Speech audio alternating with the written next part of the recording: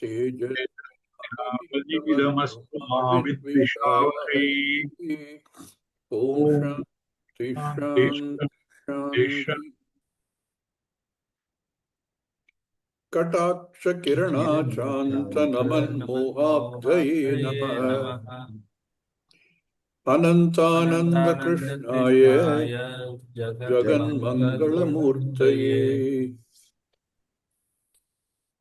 We had finished with the proof of the nature of Satchidananda Atma in the form of Sat and Chit not being a guna, an attribute or a property of Atma, but the very nature of Atma. We looked at it in many ways. One of the key issues is that the word meanings have to be understood differently from the way we would understand the general Vatshyartha. Anything which you define as a guna will have an opposite. We are talking about not guna, the very swarupa. Yes, Divyansh. Swamiji, I had two questions. Yeah. First of all, this is getting very difficult for me because it is very difficult to understand these logical arguments, and I'm not able to spend much time studying also. One question is that here Swamiji said that Nyapti has the locus in Jnata, Jneyam, and Jnanam in the Tripudi, right? Nyapti doesn't have the locus. Nyapti is the locus for all three. Nyapti is the locus. Yeah. But shouldn't it be just the Jnata? Why? Where does the Jnanam come from? That is also from source of that is only this Nyapti. What we are calling Nyapti, the Jnata, the Jnanam and Jneyam all depend on this for their very existence. So where is the locus of any of these three? That is why when we say, for example, that there is no triad. Similarly, when we say no subject-object, here also we have Jnata is the subject, Jneya is the object. But when you look at Atma, there is no subject of difference. This is what it means. Okay.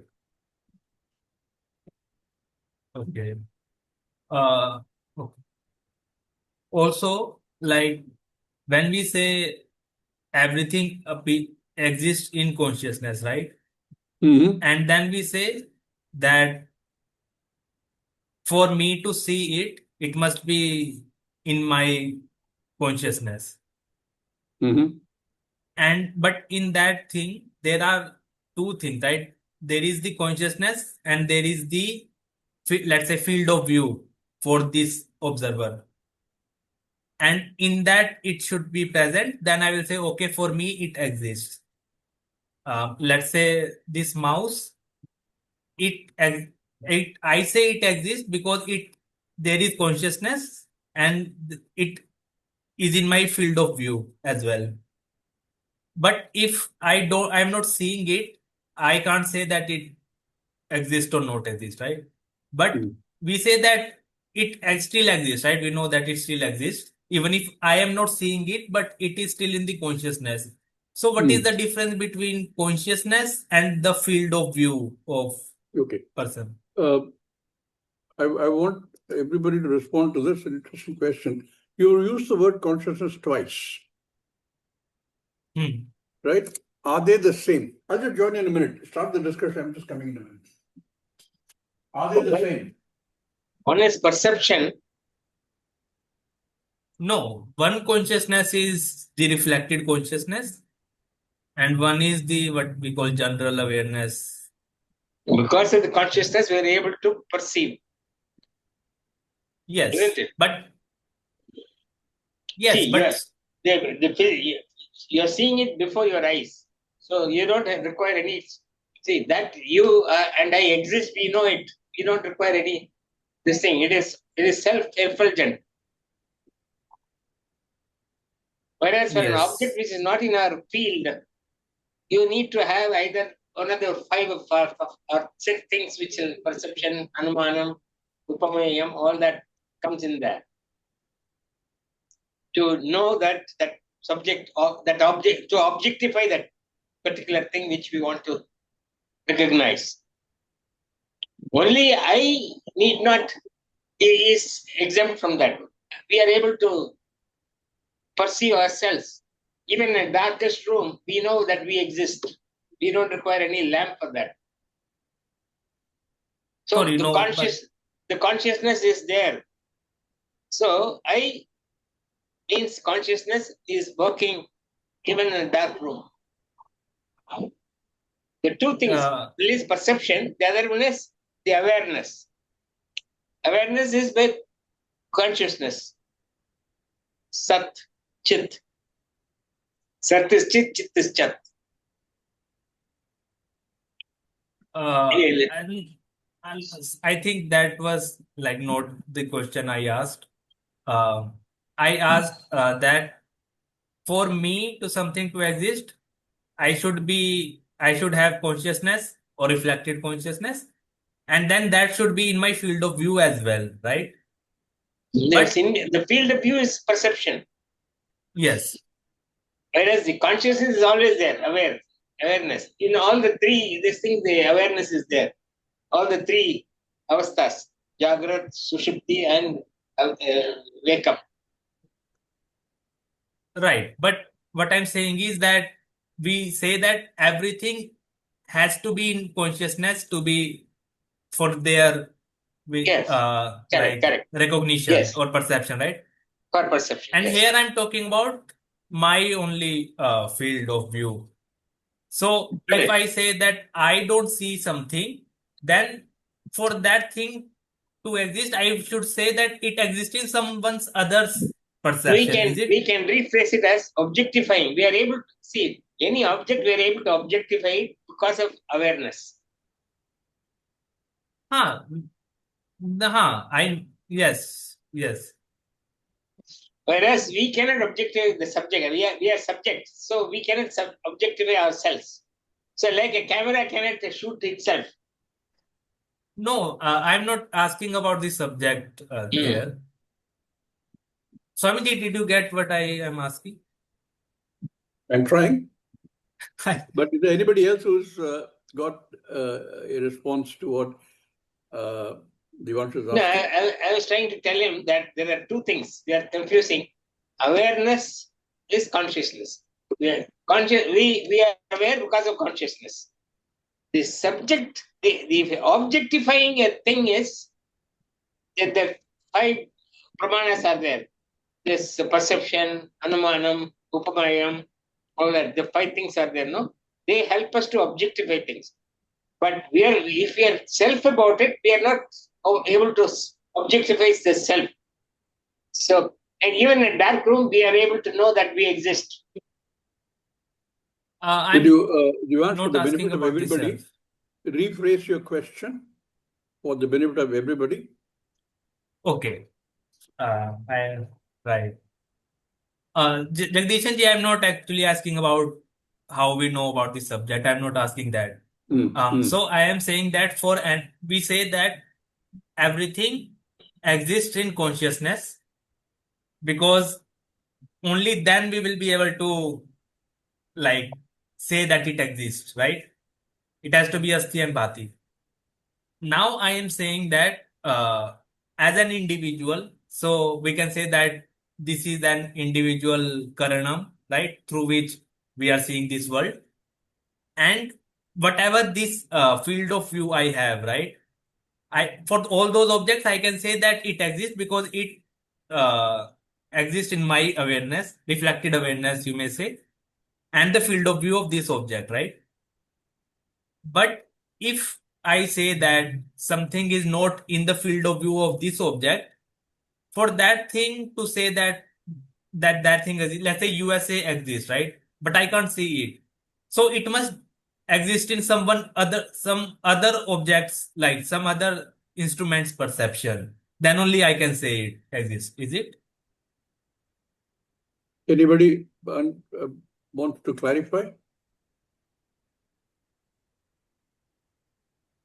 I think sight is not the only means, right? Yeah, I You think have it's field of view. You have to ask him to define. What do you mean by field of view? Yes, like all the senses this instrument have, right? So uh, if we can say that one standpoint can be like whatever I see that exists, whatever I don't see that does not exist for me. But Vedanta does not say that. Vedanta says that everything exists in awareness. It may not be in my perception, but it may still exist somewhere else, right? That is not said only by Vedanta. That is also the worldly saying. So just because Huh. you don't, so don't But bring Vedanta. but No. world does not say that everything exists in consciousness. That Vedanta only says, right? Correct. That is because the science has not developed so much. Huh. So don't go there. So what is your question now? So the world and Vedanta both say the same thing. That just because you don't see with your five sense organs doesn't mean that it does not exist. Correct? Correct. So where is the doubt?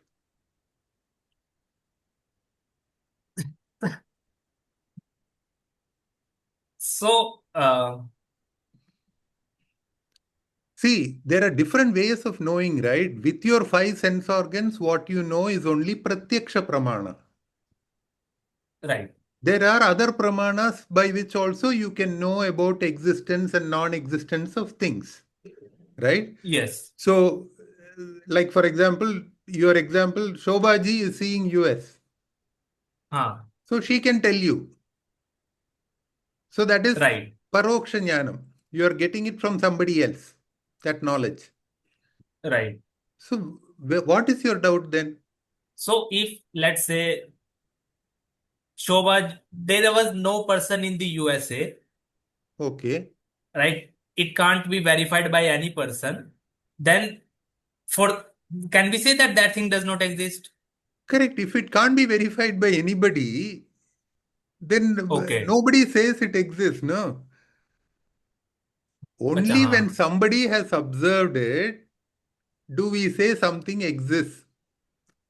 Somebody could have observed it. There's a caveat to that. Either somebody has observed it Or somebody has inferred it. Pramana. You don't forget the sixth pramana. Okay. Sixth pramana is because you accept Veda as a pramana, and Veda says there is Swargaloka. Nobody has gone there and come back and told you there's Swargaloka. Like going to Hawaii and coming back saying Hawaii is very nice. Nobody tell you that. But because you accept that as a pramana, you accept the existence of Swargaloka. You have not seen it. Nobody you know has seen it and come back and told you. Correct? But you still accept it exists because there is a pramana for it. So it depends on, it says if you have the Shraddha in the Veda as a pramana, then you accept that it is there. It is exactly the way, for example, if somebody in the US, we take the same example, says that, for example, Trump's current standing in the US is very low. You don't know. You've not been there. You don't know what Trump is doing. You don't know what people in the US are thinking. But somebody who's there, who's observed everything, comes and tells you that Trump's this is very low. You accept it. Correct? You have not seen it personally, but there is a Shabda Pramana. Somebody is observed and giving you information which you accept. Normally, in these things, this subject to your own verification later. But you accept it. It's like you're a teacher. Your teacher tells you in the class, when you are, and we all accept the teacher as absolute pramana. So the child comes back home and mother says, no, this is not like that. No, it is like this. How do you know? My teacher told me. Now nobody can change that. We've all gone through that. That because we accept teacher as a source of pramana. So the teacher says the earth is round and gives you some circumstantial evidence to say the earth is round. We accept that. You have not seen it yourself. You have not gone to the space and seen whether the earth is spherical or not. Correct? So in your definition of your, what did you call it? Range of field of vision, field of range, or whatever you called it, includes all this also. See, the confusion sometimes comes because the word, that's why I started by saying you used the word consciousness 2 times. That everything exists in the consciousness, what Vedanta says. What is that consciousness? Is it different from the consciousness that you have? For example, a stone cannot tell you it is like this or not, or cannot know. But a consciousness that is available to any being, which can, now this is important. It is not that I know now. It is that it is knowable. That's all. I may not know about something because right now it is not within this purview of my 5 senses. But it can come into purview of my senses sometime later, either through technology or because of physical movement. So these are 2 different things you're talking about.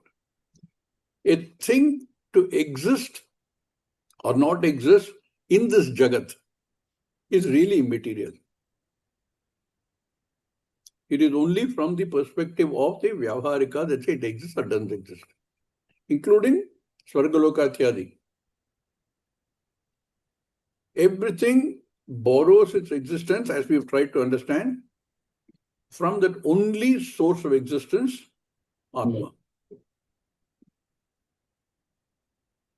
Make a little more sense?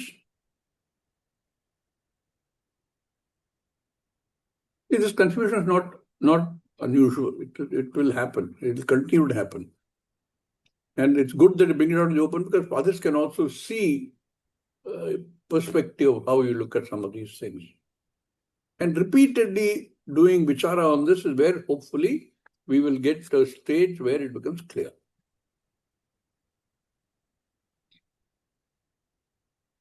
Okay, so going back to what we'd done, we had looked at why Satyam existence is not a guna or a property, why Jnanam is not a guna or a property.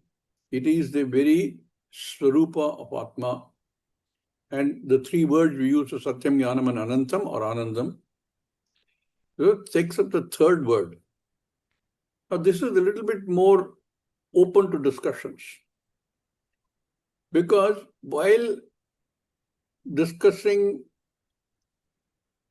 Satyam, we can say I can take it or leave it.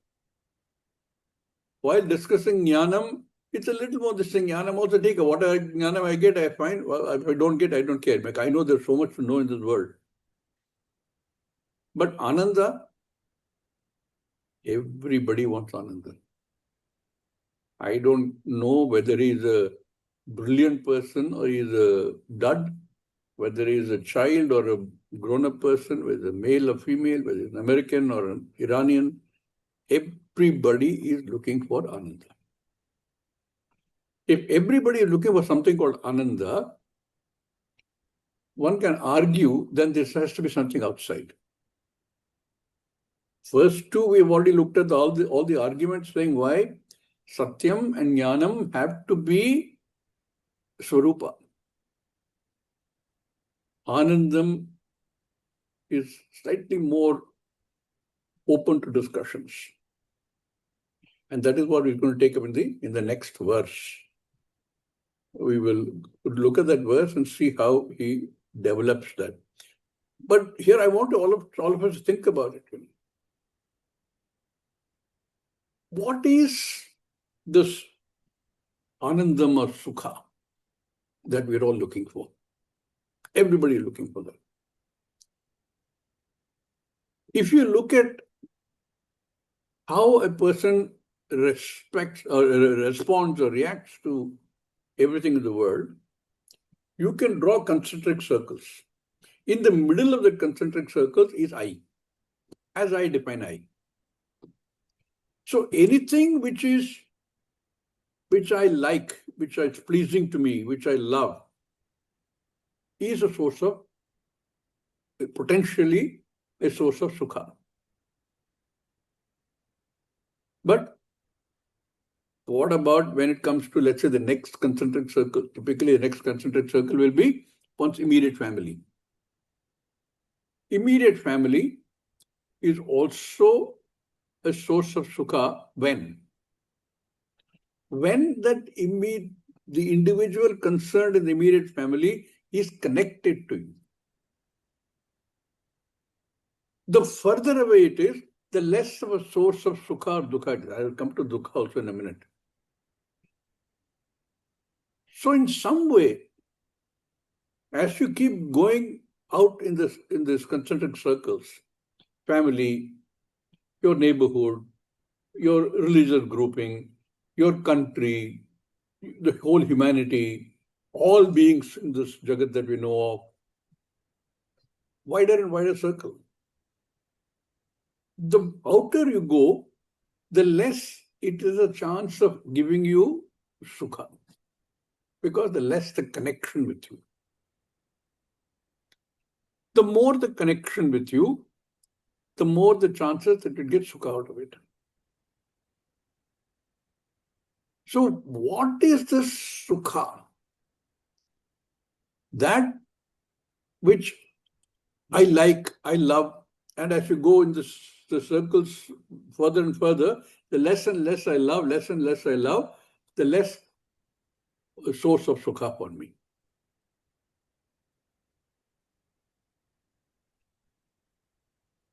Brihadaranyaka Upanishad is a very beautiful section only dealing with this. That anything, if a person loves his wife or a wife loves her husband, it is not for the sake of the wife or the husband. It is for your sake. If you love your child, it is for you, not for the child. Like that, at every stage, the closer it is, it becomes more. But eventually, what is it I love most? I. In this concentric circle, the closest to you is I, and that is what I love. That's what everybody loves. Self-love. And if that is the source of happiness, you can then look at the entire Jagat and break them into three different things. Things which I love, things which I have the opposite feeling for, dislike, or disgust, or fear, and things which give me which I neither love nor dislike, which I'm indifferent to. Of these, which is the one which is likely to give you Sukha? Not the ones you dislike, not the ones which is you're indifferent to. There's a piece of stone lying in the street, it is there. But if somebody dumped a lot of garbage on the road, you dislike it. It's not going to give you Sukha. Nor is a stone lying on the road going to give you Sukha. What is going to give you Sukha? That which you love. And like I said, if you keep on coming closer to the center of this concentric circles, the more the chance it gives you Sukha. But then, you tell me, any object other than what is in the center of this concentric circle, which is I, does it always give you Sukha?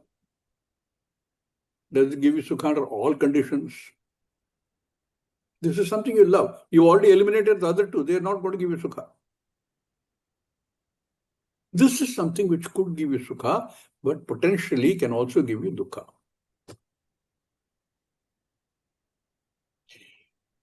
When it is giving you sukha, it has potential for giving dukkha also. That potential is what you call avyakta. It is there. It's going to happen some point of time. It's going to become vyakta at some point of time. It is there in the same object or same person or same situation. In fact, when we were talking about vyakta, avyakta the other day in Kathoban's class, struck me suddenly that anything which is potential is avyakta. So all of you studied in science, if somebody is, let us say you have a tank of water on top of a mountain, it is potential energy, avyakta. But if you make a hole and make the whole thing fall down, it's kinetic energy, become vyakta. You can make hydroelectric power out of it. Vyakta. So any object, even though you love that object, or the person, or the situation, has potential for both. Today gives you sukha,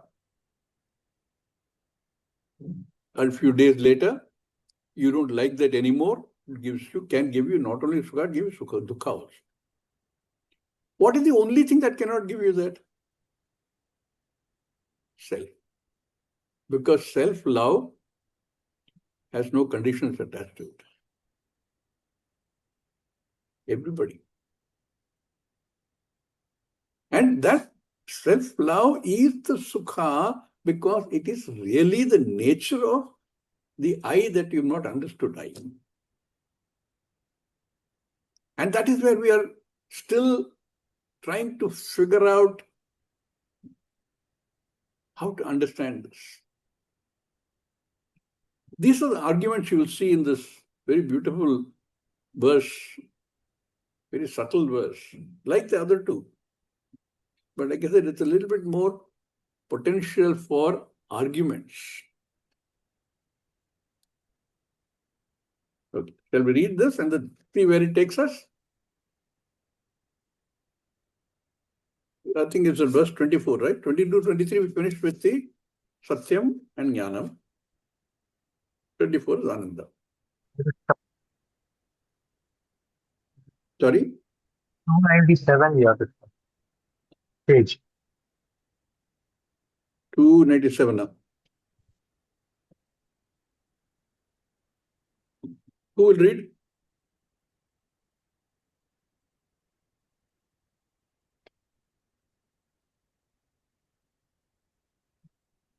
No takers for the reading? Shall I read then? Can I read? Who is that? Please go ahead. Anybody? Verse 24.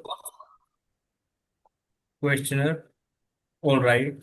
Satchit is Atma, but Ananda is separate from Atma. Ananda is a guna. Anandaya eva sarva pravrittayaha. All pravrittis are only for the sake of Ananda. Nobody works for Satchit Atma. Pravritti means any effort, any action, Engagement. anything, any development, any progress, all will be pravritti. So anything that one does for Ananda. This is what we were discussing a minute ago. Everybody does something or the other because you're trying to get Ananda. And here we are talking about this, Ananda, right? if you really think about this, look at every action that we take. Any type of action. I take an action for something which I'm going to gain immediately. And then if I examine it a little bit, in Japan, they have a wonderful system. They call 5 Ys. Like they have 5S, they have 5Y also. So they say, if there's, for example, an accident on the road, the immediate question is, why did that accident happen? Suppose the answer is that the road was slippery. And the accident happened. Then you ask why again. Why was the road slippery? Because it was not finished, whatever, some reason. Then why was it not finished properly? Because the contractor did this in a great hurry. Why did the contractor do it in a great hurry? Fourth why. Because he asked for X number of time, you gave him only half of that time. And he tried to finish within that time. Why did he give only half that time? So it goes into this. They say that 5 times you ask why, you more or less come into the real reason for the problem. It may have to do with some policy change itself. Like that, here also, any action we do, anything at all, we need to ask ourselves, why do I do this? What am I trying to achieve? Most common thing is, I want to earn a lot of money. Why? What is it that's going to give me? Oh, I can buy anything I want, so I can buy comfort. Why do you want to buy comfort? Because if I'm comfortable, then I may find happiness. That equation itself is a problem. Comfort and happiness are 2 different things. One question say, why do I do this? Why do I do this? Why do this? It comes down to only this one thing. I want to be happy. Nobody can say, I want to be unhappy. That's easily provable. If somebody says, no, somebody, I want to be unhappy. Really? So if you want to be unhappy, are we unhappy now? Yes, I'm unhappy. So you got what you wanted. If you get what you wanted, then you should be happy, no? Because you got what you wanted. Now you're saying unhappy. It doesn't work. Everybody wants to be happy. We have some mistaken notions on this happiness, which is what we're going to be discussing here. Some of it at least. So this happiness that we are seeking, every action that we're doing, and in the short term, it might look like I'm doing something for some purpose, for somebody. But if you examine it further and further, it will always come down to saying, it's for me to be happy. Therefore, all pravritti, sarva pravritti, anandaya eva.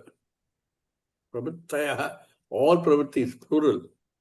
Sarva pravrittayaha, anandaya eva. And therefore, it has to be something external. It has to be guna, a property. Starting with that argument. Yeah, let's see what Swamiji says to that. Swamiji, no, you do work for Satchit Atma, because when you say Aham Agnya, then you are working for freedom from ignorance alone, for Chit Atma. Though freedom from ignorance is already Prapta.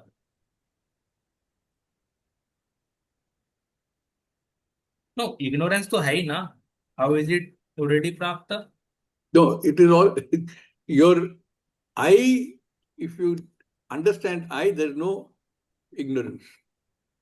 In Atma, there is no ignorance. To the Jagat. Yes. Ignorance and its opposite Jnanam belong to the Jagat. Okay, ठीक है. When you say you have fear of mortality, then you are working for Satyam, Sat Atma only. Though there is no pronounced activity there, still it is there. There is pronounced activity there also, no? When you say you have fear of mortality, lots of activity we do. Tablets. We try to eat properly, eat healthy food, exercise, and if there's something even slightly wrong, go rush and get a medicine. So there's a lot of activity there also. The fear of mortality, the fear of this kala, aging, etc. are all these are because of taking oneself to be the mithya deha. Questioner, this problem is still there. The pravritti always seem to be hooked on to ananda sukha. Therefore, Satchit Atma wants to be happy. So, at least sukham atmanaha anandaha gunaha iti chet. At least ananda is a guna of Atma. Swamiji, no. Anandaha api na gunaha. Why? Sarupam eva sukham. That Atma is Sukha Sarupa is to be proved here. There are many ways of proving it. One method is used here. Ahameva Sukham Nanyat Ityadi. Ahameva Sukham Nanyat.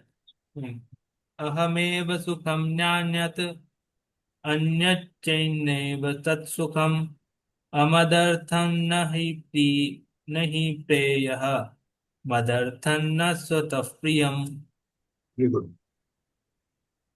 In all these words, Satyam, Jnanam, Anantam, Bhaga, Tyaga, Lakshana is there. The words Satyam, Jnanam, Anantam are used interchangeably with the words Sat, Chit, Ananda.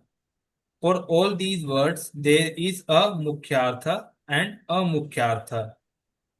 Amukhyartha is popular.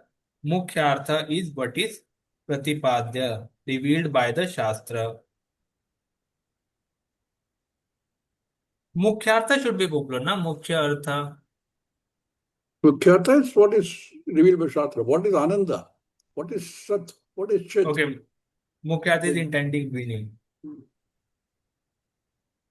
Mukhya means primary. Amukhyam is something that is not primary. Mukhyartha is what is Shastra Pratipadya. So for us, it is primary. The Amukhyartha is presented to you first because it is connected to the Mukhyartha. There is Sansarga, a connection between the Mukhyartha and the Amukhyartha. One becomes the Lakshana, the other is the Lakshya.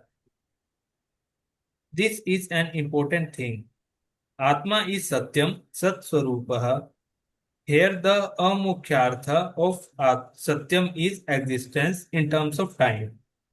If that limitation is taken away, then existence which is pure, because of which alone everything comes to exist, is the Mukhyartha. Every time I read these things, word like pure, I feel like I must explain myself to myself. What is pure existence and impure existence? The moment you use pure, then immediately the mind says there must be an impure existence also. Because every pure will have an opposite. And anything which has opposite is not what we're talking about here. So one has to understand the word as it's meant to be understood. Pure you should see the Lakshyartha of pure. pure. Meaning pure existence meaning, sorry, somebody is saying something. You should see the Lakshyartha of pure. Correct. It is pure existence meaning kevala existence. Existence root meaning if you want. Asdhatu. That is the meaning we take. Therefore, bhaga, a part we retain the meaning existence, but then the time boundedness, kala avachinnatvam, is negated. When you say that Atma is Jnanam, what is Jnanam? Vritti Jnanam is the Jnanam that we know. Or the one who has got the Vritti, the one who has the Vritti Jnana Phalam, that person, Pramata, also can be called Jnanam. That is also Vritti. And therefore, Jnanam iti Vritti Jnanam, you can say. This Vritti Jnanam is the Amukhyartha. What is the Mukhyartha? The Mukhya Jnanam Mukhya Jnanam is that without which there is no Vritti Jnanam, and which itself is not a Vritti. That is Jnana Swarupa Chaitanyam. That is the Mukhyartha. And similarly,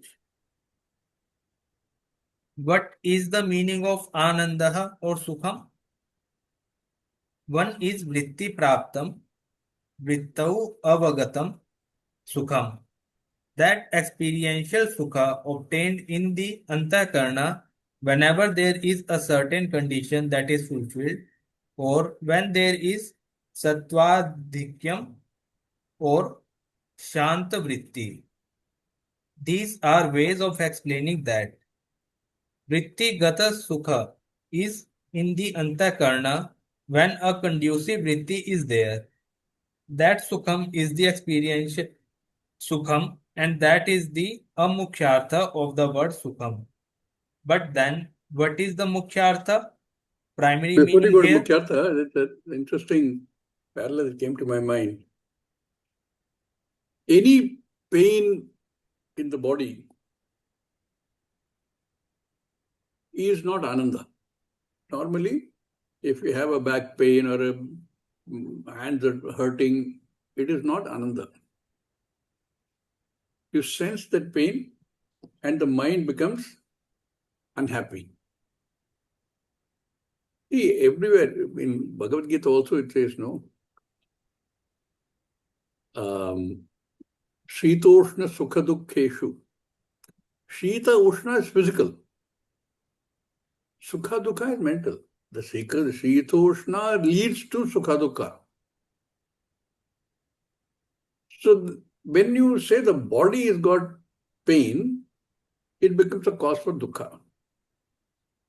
But I can tell you there are conditions when the body is in pain, it becomes sukha. I don't know, I'm sure people like Ananta Krishna and others who have been sportsmen in their lives will tell you. You go and play any sport, you come back tired. Your body is aching, your legs are aching. You come back, take off your shoes and say, my God, the whole body is hurting. But it is very pleasant. The mind is very happy with that pain. So it has all got to do with how it is reflected in our own mind. What is sukha? What is dukkha? You can't categorically say that a body in pain is the cause of dukkha. Body in pain can also be cause of sukha.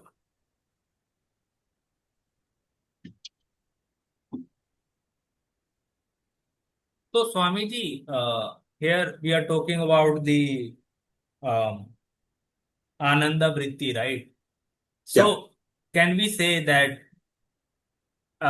like in the previous when we did for Chidatma, the Jnata Jnaya Jnanam, so we can also break this down that Jnata is Ahankara, Jnayam is the Antakarna Vritti, and Jnanam is Ananda. And what that makes possible is because of the mukhyartha of the word Ananda. Correct. Okay. Absolutely correct. When that is why I said simple test. You take any word, if you can give an opposite word, that means it is Jagat. But when you look at these words, the mukhyartha of the word, there is no question of opposite. There is no other possibility.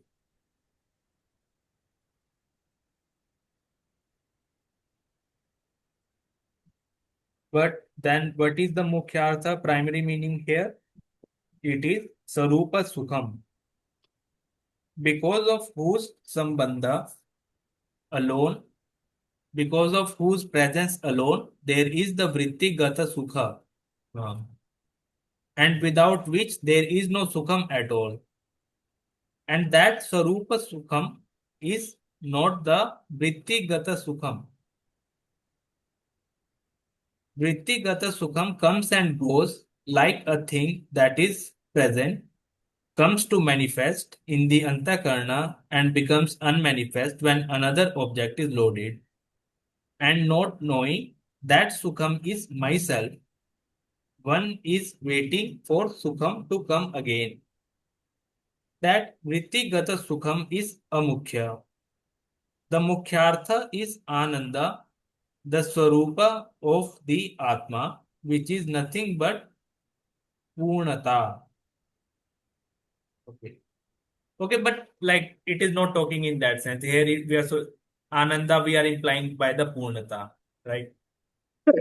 All of them, whether it's Satyam, Jnanam, Anantam, Anandam, they all mean Purnata only. There is no other way of explaining the Mukhyartha. It is Purnata, therefore from this, all this seems to arise. Therefore, there's nothing more to do as far as the Atma is concerned. It is Purna. That's why Ananda is also Anantam. It's Purna. Okay. Purne Tattve alone Sukham Asti. That is the Purna Tattvam. Anantam iti Paryaya Padam. It is the limitlessness which is the wholeness of the Atma. There alone is the Sukham. That is the Sukham which you experience in what we call experiential Sukham. So these are the two different meanings, the Mukhya and Amukhya Arthas. The same idea has to be extended to other words. Suppose you see the word Shuddha Atma. Shuddha Atma does not mean Ashuddha Atma. Ashuddha Atma becomes Shuddha Atma. The word Shuddham in the sense of Amukhya refers to Antakarna, where there is relative Shuddhi. Then there is a Mukhya Shuddhi, Mukhyartha of Shuddhi, that which is not subject to any Punya Papa, that which is not subject to any Raga Dvesha. Similarly, Buddha is relative enlightenment, the Antakarna which was ignorant and which is enlightened. Then there is Nitya Buddha Swarupa, without any bondage. That is the meaning of Nitya Buddha. Similarly, the word Muktaha means relatively free. Okay, so all these are Lokika words, right? Opposite All these are tenses. Lokika words. That is why now we understand that one word that is there, it appears again and again in the Gita and other places, Dvandvatitaha. What is not subject to Dvandva?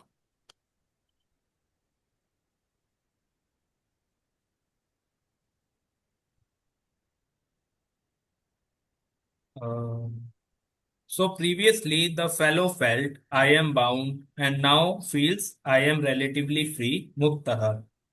But Atma is Nitya Muktaha. It is always free. Jnanam is Nitya Muktoham.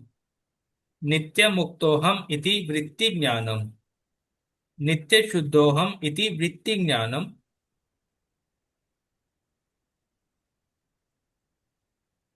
What is this Vritti Jnanam? Is it like Read that further. I'm sure you'll find the answer. Complete the paragraph.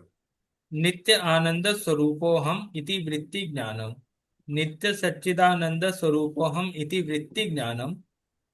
Amukhyartha is Vritti Vishesha Vishaya, while Mukhyartha is Swarupa Jnana Vishaya.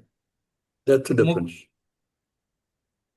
What is the meaning of this? I did not get that. One is a Swarupa, and anything else is not a Swarupa. Swarupa, once you have a Swarupa, there's no Dvandva.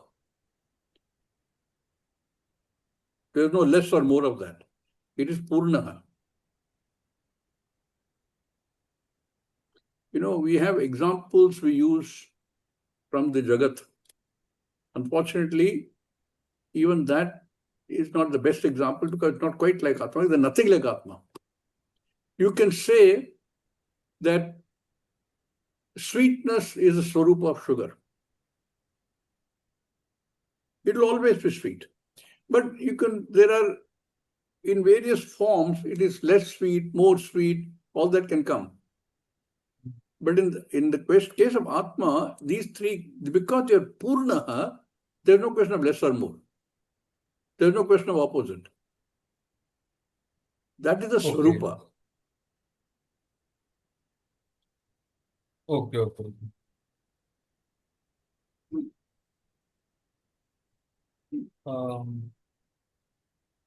Mukhyartha is not Shuddhikrita Atma. It is not Nirvikalpa Atma. When the Vikalpas go away, Vikalpa Abhava is temporary Nirvikalpa. Vikalpas will come back, like when we come out of sleep or something. But then Nirvikalpoham means that one's jnanam, understanding, is Nirvikalpoham iti. This is because I am Vikalpa Rahitaha, the one who does not have any Vikalpas. With all the Vikalpas, Atma has no Vikalpa iti. Asangaha ityadi. All such words have got Mukhya and Amukhya arthas. So that is one of the problems we have, because the words we use also have Amukhya Artha, which is to be applied to Vyavaharika meaning only. But the Mukhya Artha, when you apply it to Atma, it is not the same. Well, Nirvikalpa is another word. Somehow if people say, I'm Nirvikalpa, I'll become.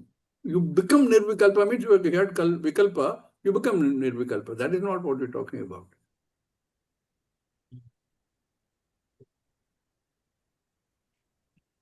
Now this question of whether Sukham Atmanah Gunam Va Na Va iti. The verse says, Ahameva Sukham. Aham means Atma. Atma is Sukha Swarupaha. Sukha here means Purna, right? I'm sorry? Sukha here means Purna, right? Yeah. This becomes Na, Purna, that meaning Sukham. right. Purnatvam. Right. Na Anyat. It is not a Gunaha. Anyat Gunaha na Sukham. So Sukham na Gunakaha. Na Sukha Gunakaha Atma. Atma does not have the quality of Sukham. Why? If it is otherwise, Anyat Chet, if Sukham is other than Atma, Sukham Atmanaha Anyat, if it is a quality of the Atma, Anyat Chet, Naiva Tat Sukham, Sukhatvena Abhimatam Sukham na Syat. Atma will not be Sukham, meaning I will have no experience of Sukham. Why? We ask whether this Sukham is Atma Shesha or Anatma Shesha. Atma Amadartham. Shesha is connected to the Atma. Anatma is it connected to Anatma? Amadartham va Madartham va. Madartham means Mat Shesha, Atma Shesha. Sukham Atma Shesham va Anatma Shesham va. Is Sukha connected to Anatma or is it connected to Atma? If you say it is Anatma Shesha and it is a Guna, this Anatma Shesha is not my Sukham. If it is Anatma Shesha, if it belongs to Anatma and not Atma at all, Atma is not going to be happy. Then definitely it is not Mat Sukham, not Mama Sukham. It is not my Sukham. Therefore, na tat Sukham, because Amadartham na hi preyaha. Madartham means for my benefit, for my sake. Amadartham is the opposite of that.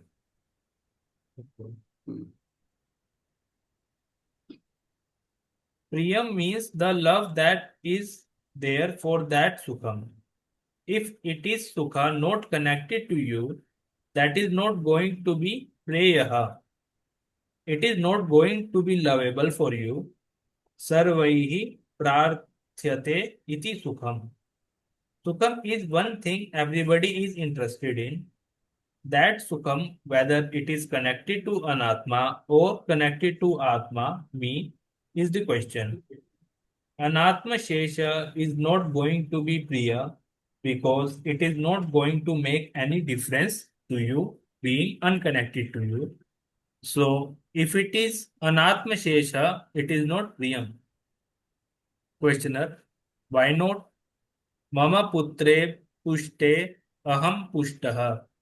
Putraha sukhi chet aham sukhi bhavami. If my child is sukhi, I also become sukhi. Therefore, Sukham can be Anatma Shesha. Swamiji, no. That is also Atma Shesha. You connect back to yourself through the Putra. It becomes Atma Shesha. Therefore, Anatma Shesha is not Sukham.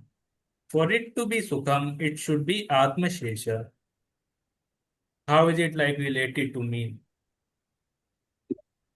Questioner, okay, suppose Sukham is Atma Shesha. Is Atma Shesha Sukham? Swamiji, Atma Shesha means something connected to Atma like Putra, Bharyadi. Anything that is connected to Bharya is you. wife. Anything that is connected to you. And there you have Priyatvam. All right. That Priyatvam, that Priyam, is it for the sake of the very Putradi or for your sake? Atma Sheshe Swataha na Priyaha. If it is because it is connected to Atma, the object itself does not by itself become an object of love. That is our famous statement from Brihadaranyaka. Atma nastu kamaya sarvam priyam bhavati. If it is Atma The Shesha, whole paragraph there, Atmastu Kamaya, Patni becomes Priyam, Pati becomes Priyam, child becomes Priyam, everything goes on and on and on. And then finally says, Atmanastu Kamaya Sarvam Priyam Bhavati. There's nothing other than self-love. if it is Atma Shesha, if you love something because it is connected to the Atma, then definitely the Preeti, the love that you have for the son, for wife, for husband, for anything, is not really for the sake of the object to which you are connected. Then for whose sake is it? It is for Atma's sake. Therefore, Preeti is for whom? It is for Atma alone. Therefore, Madartham na swataha priyam, Madartham Atmashesham yad vastu, tat na swataha priyam. By itself, it is not an object of love. Then what is left out is only Atma. Therefore, this Atma alone is Sukham. We will stop here today and continue the next class. But you can see the way the argument is going. All these arguments and all of the three verses, I find you can go into really nitpicking the argument. If you understand the basic mukhya artha and amukhya artha of the words, then a lot of things fall in place without too much of a problem. Om Purnamada Purnamidam Purnat Purnamudachyate Purnasya Purnamadaya Purnameva Vashishyate Om Shanti Shanti Shanti Harihi Om Harihi Om. Thank you. धन्यवादाः नमस्काराः पुनः मिलामः